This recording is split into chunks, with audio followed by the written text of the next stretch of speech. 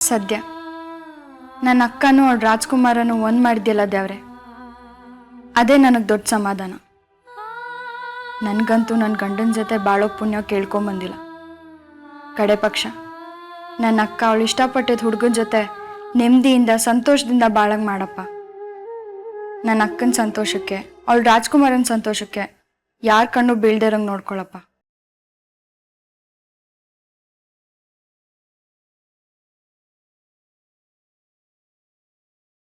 ಏನೋ ನಾನು ನನ್ನ ರಾಜ್ಕುಮಾರ ಜಗಳ ಆಡ್ದಿರ್ಲಿ ಅಂತ ದೇವರಲ್ಲಿ ಬೇಡ್ಕೋತಿದ್ದ. ಹೆದರ್ಕೋಬೇಡ ಚಿನ್ನು, ನಾನು ನನ್ನ ರಾಜ್ಕುಮಾರ ಯಾವಾಗ್ಲೂ ಹೀಗೇನೆ. ಎಷ್ಟೇ ಜಗಳ ಆಡಿದ್ರು ಒಂದ್ಸಲ ಅಲ್ಲ 1000 ಸಲ ಜಗಳ ಆಡಿದ್ರು ಹೀಗೇನೆ. ನಂಗ ಅವನ್ ಧ್ವನಿ ಕೇಳಿದ ತಕ್ಷಣ ಎಲ್ಲ ಮರ್ತ್ ಬಿಡ್ತೀನಿ. ಅವನು ಅಷ್ಟೇ, ನನ್ ಮುಖ ನೋಡಿದ ತಕ್ಷಣ ಎಲ್ಲ ಮರ್ತ್ ಬಿಡ್ತಾನೆ. Don't worry. ದೋವರಿ ಅಂತೆ ದೋವರಿ. ನೀನು ನಿನ್ನ ರಾಜ್ಕುಮಾರ ಜಗಳ ಆಡ್ಬೇಕಾರೆ ನನಗೆಷ್ಟು ಸಂಕಟ ಆಗಿತ್ತು ಅಂತ ನಿನ್ಗೇನು ಗೊತ್ತು? ಬೆಕ್ಕಿಗೆ ಚೆಲ್ಲಾಟ ಇಲ್ಲಿಗೆ ಪ್ರಾಣ ಸಂಕಟ ಅಂದಂಗೆ ಆಗಿತ್ತು. ಅಕ್ಕ, ಇನ್ಮ್ಯಾಕೆ ನಿನ್ನ ರಾಜ್ಕುಮಾರನ ಜೊತೆ ಜಗಳ ಆಡೋದಾಗ್ಲಿ, ಅವ್ರಿಗೆ ಬೇಜಾರು ಮಾಡೋದಾಗ್ಲಿ, ತಮಾಷೆ ಮಾಡೋದಾಗ್ಲಿ ಮಾಡಿದ್ರೆ ಅಷ್ಟೇ ಆಮ್ಯಾಕೆ. ಇಲ್ಲ ಅಂದ್ರೆ ಏನೇ ಮಾಡ್ತೀಯಾ? ಅಕ್ಕ, ಒಟ್ಟಿಗೆ ಬಾಳೋಣ ಅಂತ ಮಾತು ಕೊಟ್ಟು ಒಪ್ಕೊಂಡವರು, ಒಟ್ಟಿಗೆ ಅಪ್ಕೊಂಡು ಜೊತೆಗೆ ಬಾಳ್ತೀವಿ ಅಂತ ಹೇಳ್ದವರು ಯಾವತ್ತೂ ಅವ್ರ ಮಾತು ಮರಿಬಾರ್ದು ಕಣಕ್ಕ. ಕಟ್ಕೊಂಡವ್ರನ್ನ ಬಿಟ್ಕೊಡೋ ಕಷ್ಟ, ಬಿಟ್ಟು ಹೋಗೋ ಕಷ್ಟ ನಿನ್ಗೇನು ಗೊತ್ತಕ್ಕ? ನನಗೆ ಗೊತ್ತು.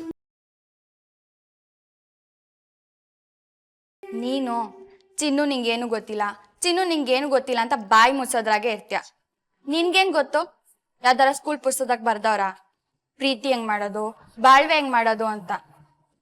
ಅಯ್ಯೋ, ನೀನ್ ಓದ್ ಕೆಟ್ಟೆ, ನಾನು ಓದ್ದೇರೆ ಕೆಟ್ಟೆ ಅಷ್ಟೇ.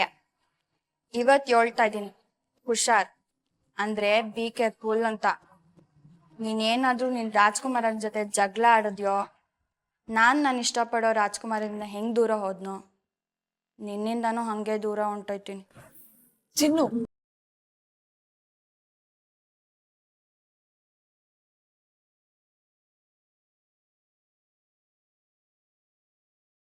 ಆ ಒಂದ್ ಮಾತ್ ಮಾತ್ರ ಹೇಳ್ಬೇಡ. ಈಗಾಗ್ಲೇ ಒಂದ್ಸತಿ ಕಳ್ಕೊಂಡಿದ್ದು ಮತ್ತೆ ಸಿಗಲ್ಲ ಅನ್ನೋದು ಅರ್ಥ ಆಗಿದೆ. ಕಳ್ಕೊಂಡಿದ್ ಕನ್ಸು ಮತ್ತೆ ನನ್ ಕಣ್ ತುಂಬ್ಕೊಂಡಿದೆ. ಅದೇ ನನ್ ಪುಣ್ಯ. ಆತರ ಮಾತಾಡ್ಬೇಡ ಚಿನ್ನು. ನೋಡು, ಇನ್ಮೇಲೆ ನನ್ ರಾಜ್ಕುಮಾರನ್ ಜೊತೆ ತಮಾಷೆನೂ ಮಾಡಲ್ಲ, ಜಗ್ಳನೂ ಆಡಲ್ಲ. ಓಕೆನಾ? ಈಗ ನೀನು ಓಕೆ ಅಕ್ಕ.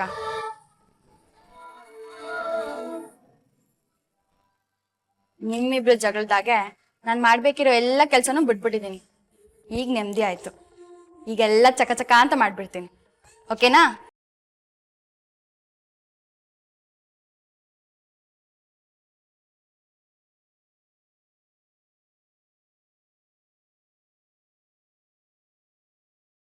ದೇವ್ರೆ, ನಾನು ನಿನ್ನನ್ನು ಯಾವತ್ತೂ ಏನೂ ಕೇಳಲಿಲ್ಲ.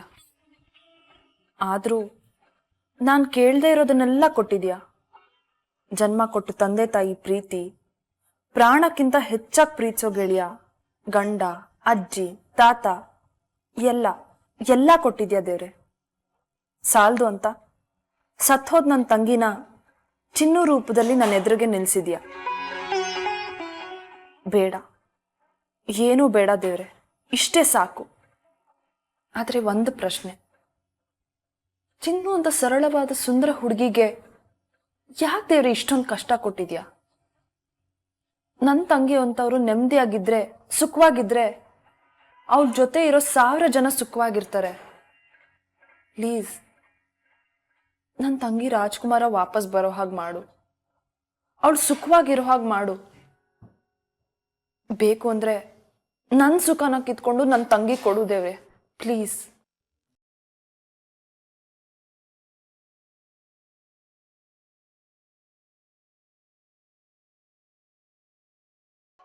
ಈಗ ಆಗ್ತಾ ಇರೋ ಮದುವೆ ಕೋಟ್ಯಾಧೀಶರಂದು. ಕೋಟಿ ಗಟ್ಟಲೆ ಹಣ ಕಾಲುವೆ ನೀರು ಹರಿದಂಗೆ ಹರಿದೋಗುತ್ತೆ. ಈ ಕೋಟಿ ಕಾಲುವೆ ಹಣನ ನಾನು ನನ್ನ ಗದ್ದೆಗೆ ಹೆಂಗೆ ತಿರ್ಸ್ಕೊಳ್ಳೋದು? ಅದಕ್ಕೆ ನಾನೊಂದು ಪ್ಲಾನ್ ಮಾಡಲೇಬೇಕು. ಇಲ್ಲದೆ ಇದ್ದರೆ ಕೈಗೆ ಬಂದಿದ್ದು ಬಾಯಿಗೆ ಬರಲಿಲ್ಲ ಅಂತಾರಲ್ಲ, ಹಂಗಾಗೋಗ್ಬಿಡುತ್ತೆ. ಈ ಕುಮುದಂದೇ ನನಗೊಂದು ಅಡ್ಗಾಲು.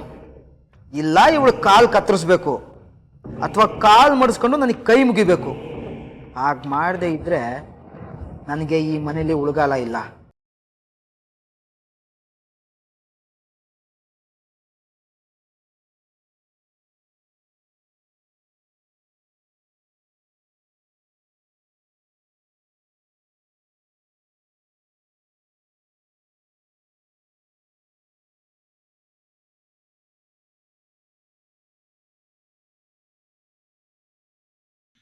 ಈ ಬಳೆ ಎಲ್ಲಿ ತಗೊಂಡ್ರಿ?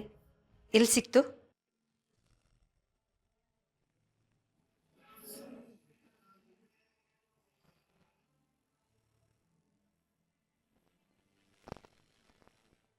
ರೀ, ನಿಮ್ಮನ್ನೇ ಕೇಳ್ತಿರೋದು. ಈ ಬಳೆಗಳನ್ನ ಎಲ್ಲಿಂದ ತಂದ್ರಿ? ಎಲ್ಲಿ ಸಿಕ್ತು? ಶ್ವೇತಾ, ಏನ್ ಕೇಳ್ತಿದ್ಯಾ ನೀನು? ನಾನು ಪ್ರೀತಿಯಿಂದ ದುಡ್ಡಿಂದ ತಂದಿರೋ ಬಳೆಗಳದು. ಗೊತ್ತು, ತುಂಬಾ ಚೆನ್ನಾಗೇ ಗೊತ್ತು. ಆದ್ರೆ ನನ್ನ ಪ್ರಶ್ನೆ ಅದಲ್ಲ. ಈ ಬಳೆಗಳನ್ನ ಎಲ್ಲಿಂದ ತಂದ್ರಿ? ಯಾವ ಅಂಗಡಿಯಿಂದ ತಂದ್ರಿ? ಇದ್ರ ಬಿಲ್ ಎಲ್ಲಿದೆ? ನಿನಗೆ ಬಳೆಗಳು ಮುಖ್ಯನಾ, ಬಿಲ್ ಮುಖ್ಯನಾ? ಕಾಲದಲ್ಲಿ ಬಂಗಾರ ತಗೊಂಡು ಅದಕ್ಕೆ ಬಿಲ್ ಹಾಕ್ಸಿದ್ರೆ ಅದಕ್ಕೆ ಎಷ್ಟು ಟ್ಯಾಕ್ಸ್ ಕಟ್ಬೇಕು ಗೊತ್ತಾ? ರಂಜಿತ್, ಸುಮ್ಮನೆ ಇಲ್ದೇ ಇರೋ ಕತೆ ಎಲ್ಲ ಹೇಳ್ಬೇಡಿ. ಇದನ್ನ ಎಲ್ಲಿಂದ ತಂದ್ರಿ ಅಂತ ಕೇಳ್ದೆ, ಹೇಳಿ ಅಷ್ಟೇ.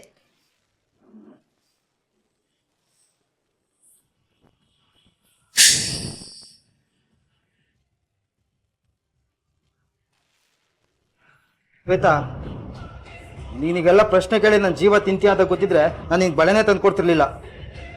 ಗಂಡಸು ಬದುಕೋಕೆ 1000 ದಾರಿ ಹುಡ್ಕೊಂತಾನೆ, ಅದರಲ್ಲಿ ದಾರಿ ಸಿಕ್ಕಿದ ಕಡೆ ನಡೀತಾನೆ. ಕೆಲಸ ಮಾಡಿದ್ಕೆ ದುಡ್ಡು ಸಿಕ್ತಾ ಫಸ್ಟ್ ಜ್ಞಾಪಕ ಬರೋದೇ ಹೆಂಡ್ತಿ. ಅವಳಿಗೇನು ಇಷ್ಟ ಅಂತ ಯೋಚನೆ ಮಾಡ್ತಾನೆ, ಅಂಗಡಿ ಅಡ್ರೆಸ್ ಜ್ಞಾಪಕ ಇರಲ್ಲ. ಮನಸ್ಸು ತುಂಬ ಹೆಂಡ್ತಿನೇ ತುಂಬಿರುವಾಗ ಅಂಗಡಿ ಅಡ್ರೆಸ್ ಹೇಗೆ ಜ್ಞಾಪಕ ಇರುತ್ತೆ ಹೇಳು? ನಾನು ನಿನಗೆ ಬಳೆ ತಂದು ಕೊಟ್ಟಿದ್ದೆ, ಪ್ರೀತಿಯಿಂದ ತಂದ್ಕೊಟ್ಟಿದ್ದೆ, ಮಹಾ ಅಪರಾಧನ ತರ ಹೇಳ್ತಿದ್ಯಲ್ಲ. ರಂಜಿತ್, ಏನಾಗಿದೆ ನಿಮ್ಗೆ? ಬಾಯಿಗೆ ಬಂದಾಗ ಮಾತಾಡ್ತಾ ಇದ್ದೀರಾ. ಆಫ್ಟರ್ ಆಲ್ ನಾನೇನ್ ಕೇಳ್ದೆ? ಈ ಬಳೆಗಳನ್ನ ಎಲ್ಲಿಂದ ತಂದ್ರಿ ಅಂತ ಕೇಳ್ದೆ. ಅದಕ್ಕೆ ಉತ್ತರ ಹೇಳೋದ್ ಬಿಟ್ಟು ಏನೇನೋ ಮಾತಾಡ್ತಿದ್ದೀರಾ. ಇಷ್ಟಕ್ಕೂ ನಾನು ಯಾಕೆ ಕೇಳ್ದೆ ಅಂತ ಹೇಳಲಾ?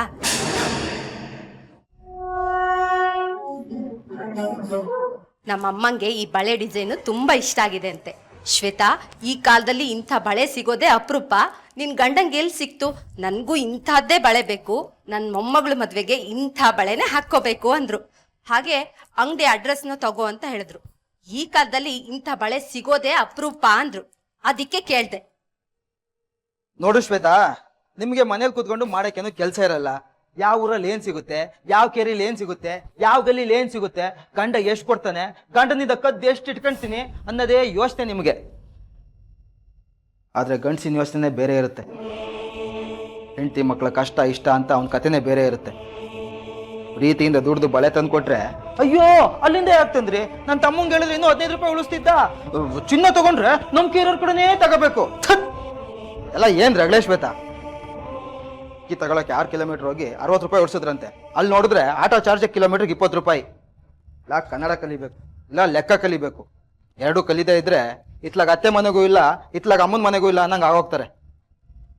ರಂಜಿತ್, ಯಾಕೆ ಏನೇನೋ ಬಾಯಿಗೆ ಬಂದಂಗ್ ಮಾತಾಡ್ತಿದ್ದೀರಾ?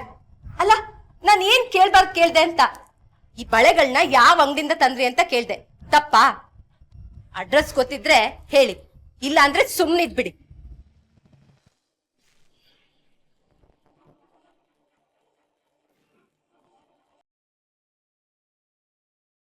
ನಮ್ಮಮ್ಮ ಒಂದು ಮಾತು ಹೇಳ್ತಿದ್ಲು, ಗಂಡಸು ಹಣ ಹೆಂಗೆ ಸಂಪಾದನೆ ಮಾಡ್ತಾನೆ ಅಂತ ಕೇಳಲ್ಲ, ಅವಳಿಗೆ ಸಂಸಾರ ನಡ್ಸೋಕ್ಕೆ ಕಾಸು ಬೇಕು ಅಷ್ಟೇ.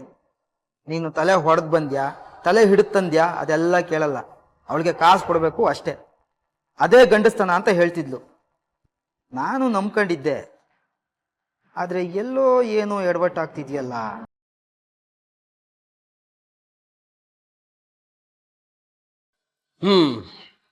ಏನಪ್ಪ, ನಿನ್ನ ಪ್ರೇಮದ ರಂಪಾಯ ರಾಮಾಯಣ ಎಲ್ಲ ಮುಗಿತಾ? ಮುಗೀತು Ram. Thanks for the advice ಕಣ.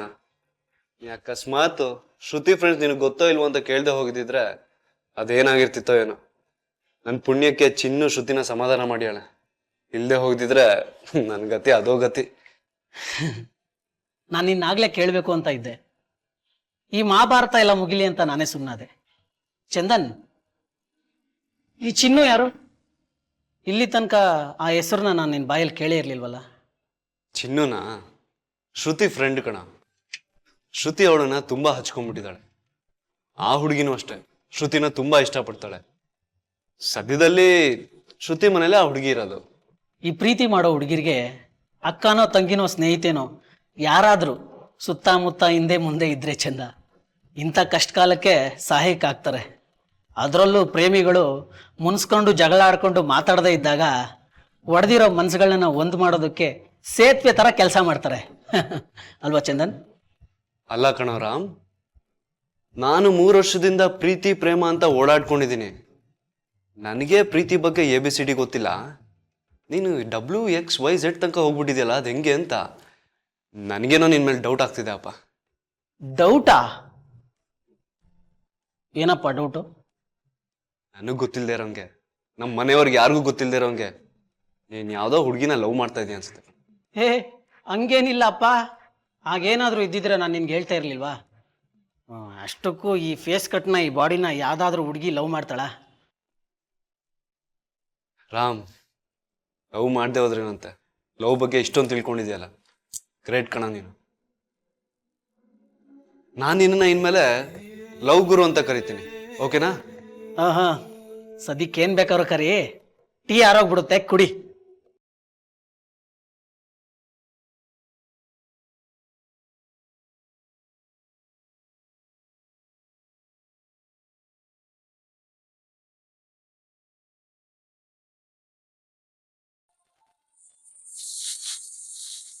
ಅಕ್ಕನ್ ರಾಜ್ಕುಮಾರ ನನ್ಗೆ ಯಾಕೆ ಫೋನ್ ಮಾಡ್ತಾವ್ರೆ? ಅಯ್ಯೋ ಶಿವನೇ, ತಿರ್ಗಾ ಏನಾದ್ರು ಜಗಳ ಮಾಡ್ಕೊಂಡ್ರ?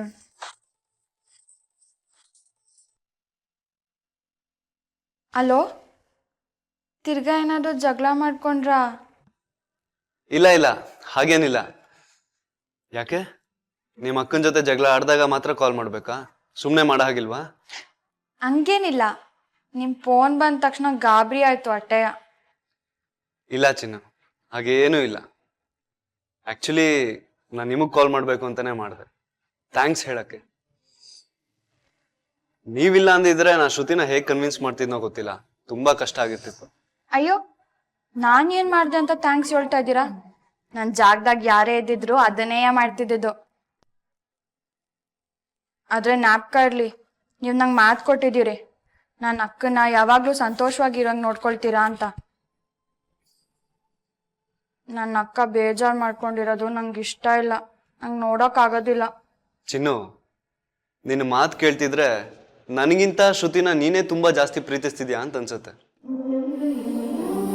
ಎನಿವೇಸ್ ಚಿನ್ನು, ನಿಮ್ಮನ್ನ ನನಗೆ ನೋಡ್ಬೇಕು ಅನ್ನಿಸ್ತಾ ಇದೆ. ಯಾಕೆ ನೀವು ಒಂದ್ಸರಿ ಶ್ರುತಿ ಜೊತೆ ಬರಬಾರ್ದು? ನಂಗೂ ನಿಮ್ಮನ್ನ ನೋಡ್ಬೇಕು ಅನ್ನಿಸ್ತಾ ಇದೆ. ಪರವಾಗಿಲ್ಲ, ಇನ್ನೇನ್ ನಿಶ್ಚಿತಾರ್ಥ ಬಂದ್ಬಿಡ್ತಲ್ಲ, ಆಗ್ಲೇ ನೋಡ್ತೀನಿ. ಹಾ, ನೀ ಹೇಳ್ದಾಗೂ ಆಗ್ಬೋದು. ಅಯ್ಯೋ, ಒಲೆ ಮೇಲೆ ಸಾರಿಟ್ಟಿದೆ, ಸೀದೋಯ್ತದೆ. ಸರಿ, ಬಾಯ್.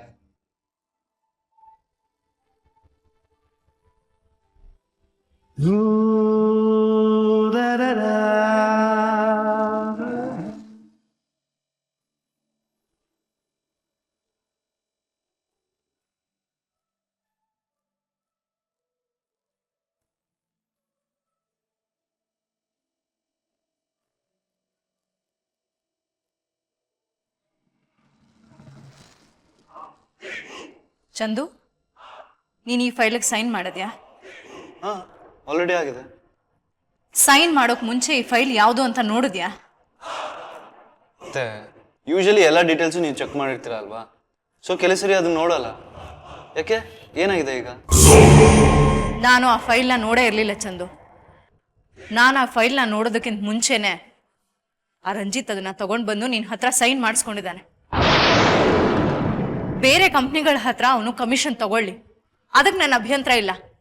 ಆದರೆ ನಮ್ಮ ಕಂಪ್ನಿಗೆ ಸುಳ್ಳು ಹೇಳಿ ಸುಳ್ಳು ಲೆಕ್ಕ ತೋರಿಸಿ ಕಮಿಷನ್ ತಗೊಳ್ತಿದ್ದಾನೆ. ಇದನ್ನ ನಾನು ಸಹಿಸ್ಕೊಳ್ಳೋದಿಲ್ಲ ಚಂದು.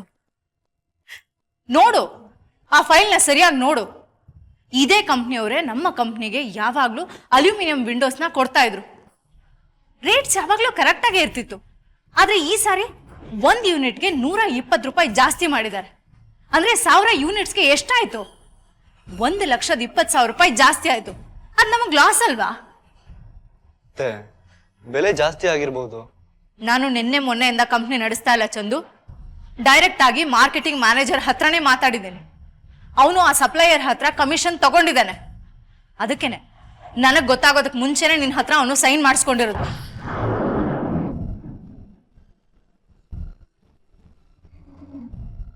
ಇಂಥವನ್ನ ನಂಬ್ಕೊಂಡು ಬಿಸ್ನೆಸ್ ಮಾಡೋಕ್ಕಾಗತ್ತಾ ಚಂದು? ನೀನೇ ಯೋಚನೆ ಮಾಡು. ಊರ್ ಕಳ್ಳನ್ಗೆ ಕಾವಲಿಡಬಹುದು, ಮನೆ ಕಳ್ಳನ್ ಕಾಯೋಕ್ಕಾಗತ್ತಾ? ನಾನು ನಿನ್ಗೆ ಅವತ್ತೇ ಹೇಳ್ದೆ, ಅವನಿಗೆ ನಮ್ಮ ಕಂಪ್ನಿನಲ್ಲಿ ಕೆಲಸ ಕೊಡಬೇಡ, ಬೇರೆ ಎಲ್ಲಾದ್ರೂ ಕೆಲಸ ಕೊಡ್ಸು ಅಂತ. ನೀ ನನ್ನ ಮಾತು ಕೇಳಲೇ ಇಲ್ಲ. ಅದು ಸಾಲದು ಅಂತ ಈಗ ದೊಡ್ಡ ದೊಡ್ಡ ಪ್ರಾಜೆಕ್ಟ್ಗಳನ್ನ ಬೇರೆ ಅವನಿಗೆ ಒಪ್ಪಿಸ್ತಾ ಇದೆಯಾ? ಇದು ಸರಿನಾ ಚಂದು? ಕುರಿನ ಕಾಯೋದಕ್ಕೆ ತೋಳನ ಇಟ್ಟಾಗತ್ತೆ. ಈಗ ಏನ್ ಮಾಡ್ತೀಯ ಅಂತ ನೀನೇ ಹೇಳು. ರಂಜಿತ್ ಮಾವ ಹೀಗೆ ಮಾಡ್ತಾರೆ ಅಂತ ಅನ್ಕೊಂಡಿರ್ಲಿಲ್ಲ ಅತ್ತೆ. ಇಂಥವನು ಆಫೀಸಲ್ಲಿದ್ರೆ ನಾನಂತೂ ಕೆಲಸ ಮಾಡಲ್ಲ ಚಂದು. ನಾನ್ಯಾಕೋ ಕೆಟ್ಟ ಹೆಸರು ತಗೊಳ್ಳಿ? ಅದೇನೋ ಹೇಳ್ತಾರಲ್ಲ, ನರಿ ತಿಂದು ಆಡಿನ ಬಾಯಿಗೊರೆಸ್ತು ಅಂತ. ಆ ಥರ ಏನಾದರೂ ಆದ್ರೆ ನಾನೇನೋ ಮಾಡ್ಲಿ ಆಮೇಲೆ? ನೋಡು, ಈಗ ರಂಜಿತ್ ಮನೆಯಲ್ಲೇ ಇದ್ದಾನೆ. ಅವನ್ನ ಈಗಲೇ ಕರೆಸಿ ಮಾತಾಡು. ತುಂಬಾ ತಲೆ ಕೆಡ್ಸ್ಕೋಬೇಡಿ ಅತ್ತೆ. ನೀವು ಹೇಳ್ತಿರೋದು ನನ್ಗೆ ಅರ್ಥ ಆಗತ್ತೆ. ಇದು ದೊಡ್ಡ ಸಮಸ್ಯೆನೆ. ರಂಜಿತ್ ಅಂತವ್ರನ್ನ ಇಟ್ಕೊಂಡು ಕಂಪ್ನಿನ ನಡೆಸೋದು ಬಹಳ ಕಷ್ಟ ಅಂತ ನನಗೂ ಗೊತ್ತಿದೆ. ನೀನ್ ನನ್ಗೇನು ಹೇಳ್ಬೇಡ ಚಂದು. ಆ ರಂಜಿತ್ನ ಈಗಲೇ ಕರೆಸಿ ಈ ಫೈಲ್ನ ಅವ್ನ ಮುಖಕ್ಕೆ ಹಿಡಿದು ಏನ್ ಮಾಡಿದಾನೆ ಅಂತ ಕೇಳು. I need an explanation for this non sense right now. ನೀವು ಟೆನ್ಸ್ ಆಗ್ಬೇಡಿ ಅತ್ತೆ. I will deal with it. ಮನೇಲಿ ಶ್ವೇತತೆ ಇದ್ದಾರೆ, ಅದಕ್ಕೆ ಬೇಡ ಅಂತಿದ್ದೀನಿ. ನಾಳೆ ಬೆಳಿಗ್ಗೆನೆ ಅವ್ರನ್ನ ಹೊರಗೆ ಕರ್ಕೊಂಡೋಗಿ ನಾನು ಮಾತಾಡ್ತೇನೆ. ಈ ಮನೆ ಅಳಿಯನ್ನ ನಂಬ್ಕೊಂಡು ನೀನ್ ಹಾಳಾಗ್ಬೇಡ ಚಂದು. ನಿನ್ನನ್ನ ನಂಬ್ಕೊಂಡು 100 ಕುಟುಂಬ ಜೀವನ ನಡೆಸ್ತಾ ಇದೆ. ಅದನ್ನ ಮರಿಬೇಡ. Don't be emotional.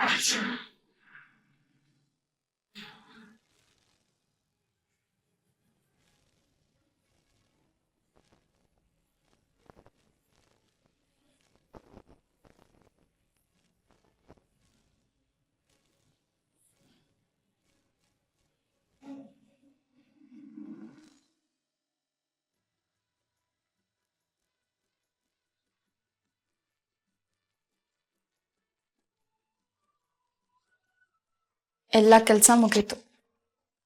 ಇನ್ನೇನು ಬಾಕಿ ಇದೆ?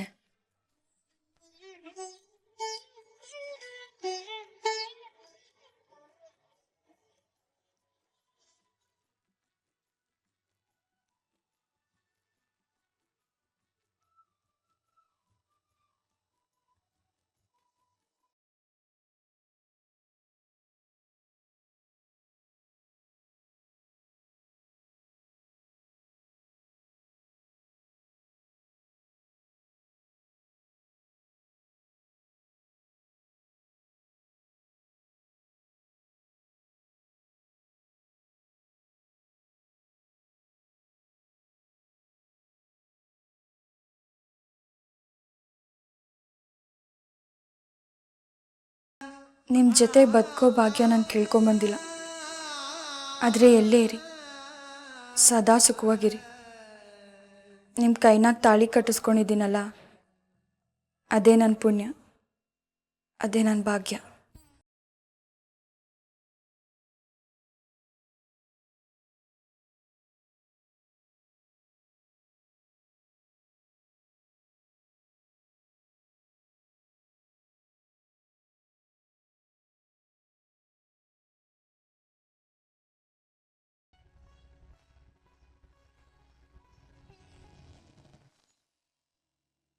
ಲಕ್ಷ್ಮಿ, ಲಕ್ಷ್ಮಿ,